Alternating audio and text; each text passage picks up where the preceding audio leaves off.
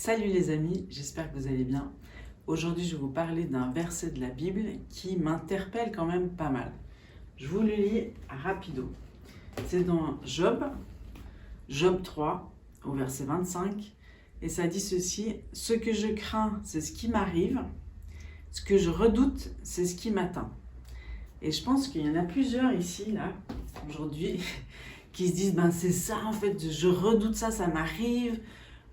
J'avais peur de ça et c'est ce qui se répète dans ma famille. Et donc c'est intéressant déjà de voir que où est posée ma crainte. Est-ce que j'ai peur qu'il m'arrive des choses? Est-ce que j'ai peur des autres? Est-ce que j'ai la crainte des hommes ou est-ce que j'ai la crainte de Dieu? Ça, c'est déjà toute une discussion. Parce qu'on doit avoir la crainte de quelque chose, mais en fait la seule crainte qui porte du fruit et qui nous protège et qui nous bénit au final, c'est la crainte de l'Éternel. Mais toutes les autres peurs, toutes les autres craintes qu'on peut avoir, elles nous paralysent et elles nous empêchent d'avancer très souvent. Et puis c'est important de comprendre aussi que les mensonges auxquels je crois, c'est-à-dire si je crois que je vais être rejeté dans un groupe par exemple, c'est ce qui va m'arriver en fait. Donc c'est pour ça que quand on traite la croyance profonde qui est à l'intérieur de nous et qu'on la déracine pour planter la vérité, c'est Jésus en fait, la vérité, c'est une personne, toute notre vie change. C'est pour ça que quand on travaille avec les gens, quand on les accompagne, on travaille sur leurs croyances. Et donc moi, ce que je fais, c'est des entretiens conduits par le Saint-Esprit. Et c'est souvent à la pêche au mensonge que je vais. Donc, on traite une chose après l'autre, c'est-à-dire pendant un entretien, on va demander à Dieu ce qu'il veut traiter aujourd'hui. Et puis, de manière magnifique, ça correspond toujours à la demande que la personne va nous faire, même si Dieu prend des chemins différents que ce qu'on aurait cru. Mais il va toujours aller chercher un mensonge à la racine, le déraciner pour nous affranchir, parce que c'est la vérité qui nous affranchit. Donc là, on comprend en fait ce que cette parole veut dire, c'est que c'est Jésus qui seul a la puissance, parce que c'est lui la vérité, de déraciner le mensonge qui est aussi une puissance. C'est important de comprendre que les mensonges auxquels on croit ont une puissance d'attraction. Si je crois que je ne suis pas à la hauteur, que je ne vais pas y arriver, c'est ce qui fait qu'on échoue à des examens. Si je stresse pendant un oral, puis je me dis non mais ça, je ne vais pas réussir, je ne vais pas réussir. Et donc c'est souvent la croyance qu'il faut changer pour que les choses autour de nous changent, pour que les événements changent. Donc un mensonge a cette capacité d'attraction de phénomènes. C'est juste fou, mais il a même la capacité de faire bugger des appareils bien concrets, un ordinateur. Par exemple, ça c'est ce qui m'arrive. Quand je m'approche d'une photocopieuse ou d'ordinateur, des choses comme ça, parce que je crois qu'avec moi ça bug, ça bug. Donc imaginez, vous me dites, qu'est-ce que toi tu as à m'apprendre si toi tu n'arrives pas à traiter tes propres trucs? Je le traite, c'est en train de changer. Mais rendez-vous compte, vous ferez cette expérience autour de vous, où vous serez attentif à ces choses dans votre vie.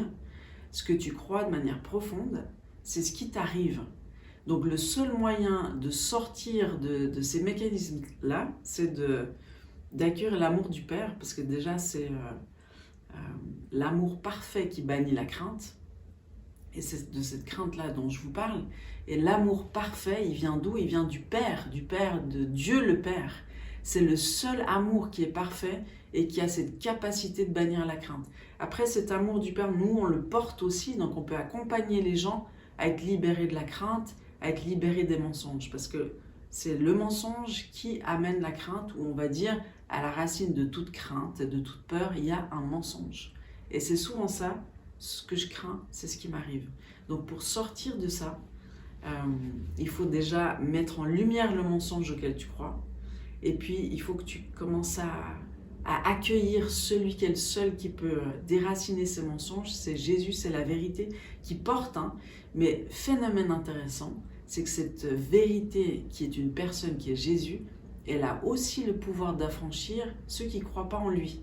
Mais s'ils accueillent la vérité en tant que telle, même s'ils ne savent pas que c'est Jésus derrière, cette vérité a le pouvoir de nous affranchir. Donc c'est juste merveilleux, magnifique de réaliser que déjà le mensonge est une puissance et que la vérité c'est l'antidote au mensonge et que c'est une puissance aussi qui a le pouvoir de nous affranchir des mensonges. Donc si tu as des peurs aujourd'hui, je sais pas, tu as peur de te faire mordre par un chien, moi aussi je me suis fait mordre par un chien, aujourd'hui j'ai un chien. Mais pour dire que on a tous des peurs, mais vous savez que les chiens, eux, ils sentent la peur qu'on peut avoir. Et ils vont justement être attirés par ça, ou ils vont, enfin ça va les faire réagir.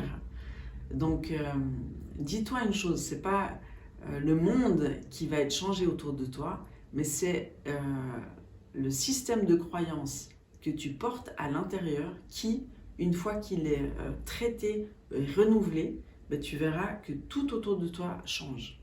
Donc ça, c'est des choses assez spéciales, mais c'est important d'en parler. Donc il y a de l'espérance.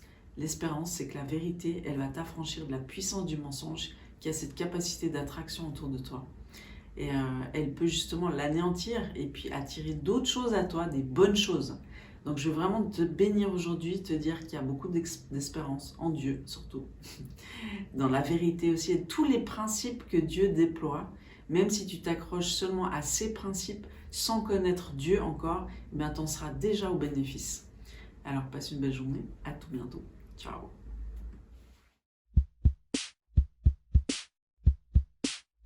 Wash me over.